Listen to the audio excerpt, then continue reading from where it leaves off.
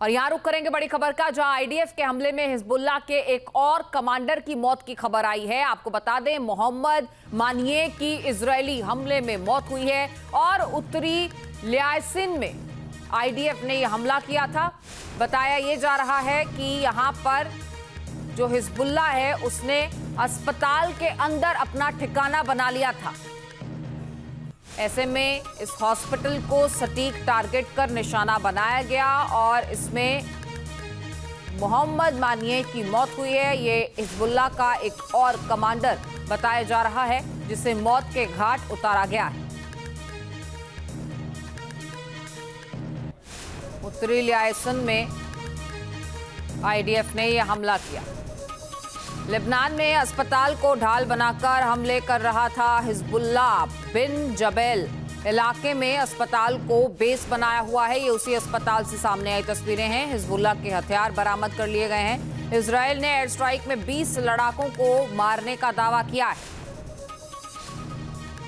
जिस अस्पताल को बेस बनाया हुआ था वहां से सामने आए हथियारों की तस्वीरें इस बात की तस्दीक करती हैं और यह भी बताया जा रहा है कि 20 लड़ाकों को इस एयर स्ट्राइक में मार गिराया गया है।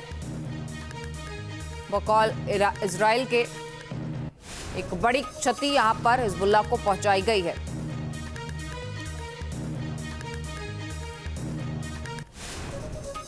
तो ईरान समर्थित इस्लामिक रेजिस्टेंस फोर्स का ड्रोन हमला देखने को मिला। इराक में यहां पर अमेरिकी बेस को निशाना बनाया गया है। इस्लामिक रेजिस्टेंस फोर्स ने हमले का वीडियो भी जारी किया। किस तरीके से ड्रोन हमला हुआ, किस तरीके से यहां पर फोर्स ने ड्रोन हमला कर अमेरिकी बेस को निशाना बनाया है, उसकी तस्वीरें रात के अंधेरे सामने आई हैं। इस्लामिक रेजिस्टेंस फोर्स ने हमले का वीडियो भी जारी किया है। वहीं मिडिल ईस्ट में बढ़ते हुए तनाव के बीच एक्शन में इजरायल, जहां युद्ध की संभावना को देखते हुए इजरायली सेना पूरी तरह से तैयार है और वायुसेना को भी हमले के लिए तैयार रहने के आदेश दिए गए हैं। तो लगातार इस वर्चस्व की जंग में इजरायल हर हथकंडा अपना रहा है, हर मोर्चे पर तैयारी पूरी है। अमेरिका से तनाव के बीच ईरान के विदेश मंत्री अब्बास अराक्ची का बयान, 47 वर्षों में सर्वोच्च स्तर पर यह बातचीत हुई है। हम अच्छी मंशा से बातचीत करने आए थे, हम समझौते के बहुत करीब थे, लेकिन सब जानते हैं कि ना तो समझौता हुआ, ना बातचीत करके कोई हल निकला और इसीलिए सबकी चिंताएं बढ़ी हुई हैं कि अब आगे क्या।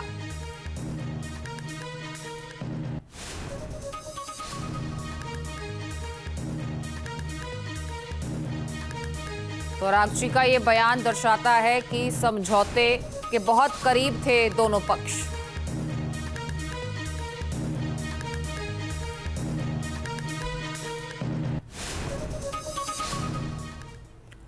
अब देखिए, एक तरफ अमेरिका भड़का हुआ है, दूसरी तरफ ईरान आग बबूला है। पाकिस्तान की गर्दन फंस चुकी है।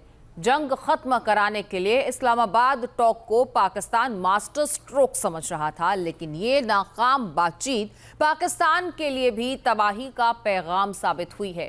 साफ दिख रहा है अमेरिका पाकिस्तान ना तो जंग में खींच लेगा और ईरान उस तमाम मिसाइलों की बौछार उस पर कर देगा।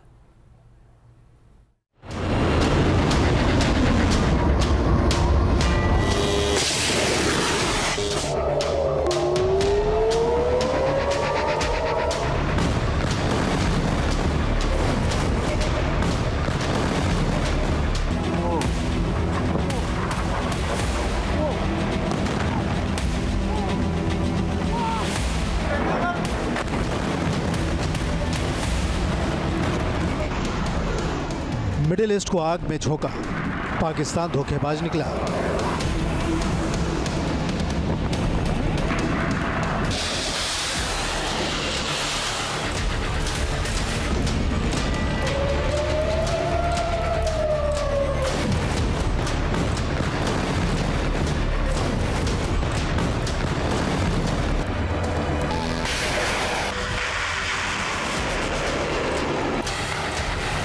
अमेरिका, इजरायल और ईरान की ये जंग अब और भी विनाशकारी और भीषण होने वाली है।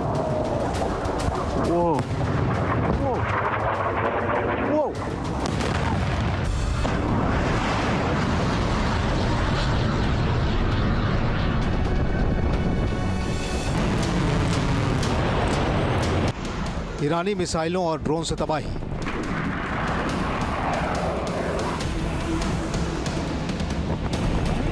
इजराइल और अमेरिका के बमों की बौछार।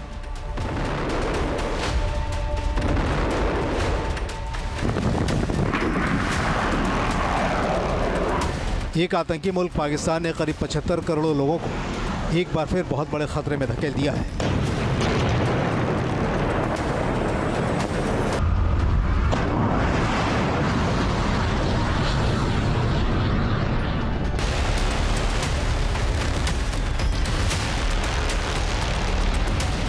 हैरानी की बात है कि जिस देश की जमीन पर आतंकी पाले और पोसे जाते हैं, वहां से अमन की बातें हो रही थी। पाकिस्तान के पास न तो रुतबा है और न ही ताकत, लेकिन वो इससे बढ़कर शांति दूत बनने की कोशिश कर रहा था। पाकिस्तानी नेताओं को मौका मिला था, लेकिन अमेरिका और ईरान की इस बातचीत से पाकिस्तानी नेता अपने माथे पर नाकामी और काहिलपन का ठप्पा लेकर बाहर निकले हैं। वार्ता फेल होने के बाद पाकिस्तानी प्रधानमंत्री शहबाज शरीफ और फील्ड मार्शल असीम मुनीर थर-थर कांप रहे हैं। अमेरिका और ईरान ने थोड़ा बहुत भरोसा किया था, लेकिन पाकिस्तानियों ने अपनी बची खुची साख भी गंवा दी है। इसे ही नौसिखिया डिप्लोमेसी कहते हैं। पाकिस्तान दो मोर्चों पर बुरी तरह फंस चुका है। हाथियों की लड़ाई में जिस तरह घास दबी और कुचली जाती है, अमेरिका और ईरान के बीच पाकिस्तान का वही हाल हो चुका है। कंगाल पाकिस्तान तो सौदेबाजी की उम्मीद लगाए बैठा था, लेकिन अब अमेरिका और ईरान दोनों तरफ से उसकी कूटनीतिक धुलाई होने वाली है। गेहूं में घुन की तरह पाकिस्तान पिसने जा रहा है।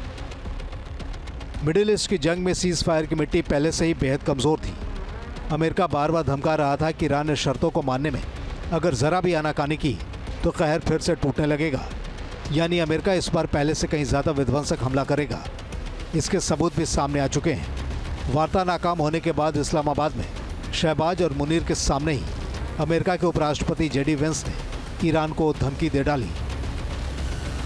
We've had a number of substantive discussions with the Iranians. That's the good news. The bad news is that we have not reached an agreement, and I think that's bad news for Iran much more than it's bad news for the United States of America. So we go back to the United States having not come to an agreement. We've made very clear what our red lines are, what things we're willing to accommodate them on, and what things we're not willing to accommodate them on. And we've made that as clear as we possibly could, and they have chosen not to accept our terms. America का ये सख्त लहजा Iran के लिए जितनी बुरी खबर हो सकता है, पाकिस्तान के लिए उससे भी कहीं ज़्यादा बुरे हालात पैदा करने वाला है। अमेरिका और ईरान की इस फेल्ड टॉक ने पाकिस्तान को एक्सपोज कर दिया है।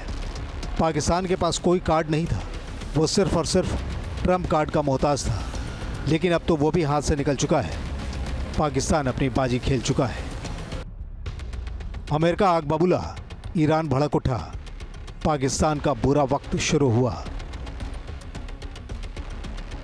पाकिस्तान गहरे संकट में आ गया है, क्योंकि अमेरिका ने ईरान पर फिर से हमला किया तो मिडिल ईस्ट के वो तमाम देश जहां अमेरिकी सैन्य ठिकाने मौजूद हैं, एक बार फिर ईरान के पलटवार की जद में होंगे, और तब इस फहरिस्त में एक नया नाम भी जुड़ जाएगा, पाकिस्तान। कई रक्षा विश्लेषक कह रहे हैं कि ईरान देर सवेर पाकिस्तान पर भी मिसाइलों को बरसाने ही जा रहा है।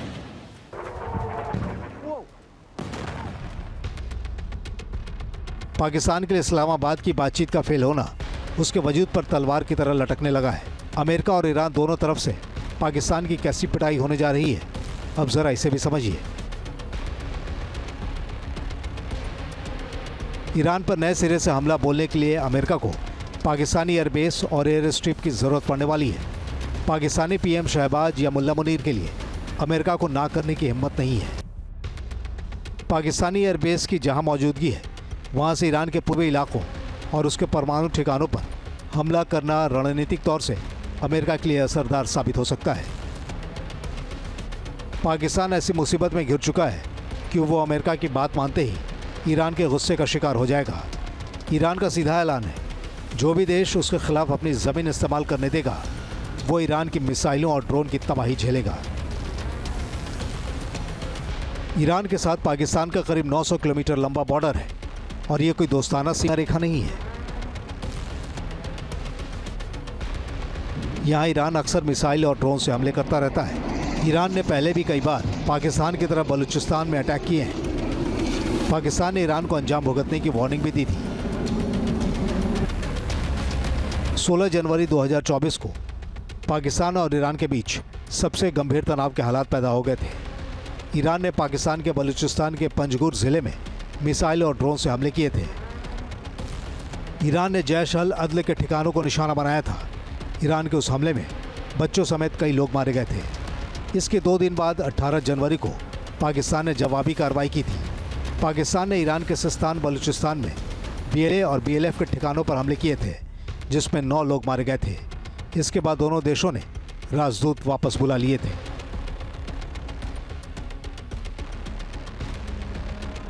पाकिस्तान की टांगें कांप रही हैं। उसकी हालत उस गीदड़ की तरह हो गई है जो मरने के डर से शहर यानी अमेरिका या ईरान दोनों ही तरफ भाग नहीं सकता। ईरान के तेवर का मुकाबला उसके बूते से बाहर है, लेकिन दूसरी तरफ अमेरिका की चाटुकारिता भी उसकी मजबूरी है। आर्थिक सहायता, अंतर्राष्ट्रीय संगठनों से मदद, IMF से लोन, अमेरिका के बगैर कटोरा लेकर घूमने वाले पाकिस्तान के लिए ये सब नामुमकिन है। वार्ता फेल होने के बाद इस वक्त पाकिस्तान दोधारी तलवार पर चल रहा है। बातचीत फेल होने से पाकिस्तान के ऊपर बहुत दबाव है।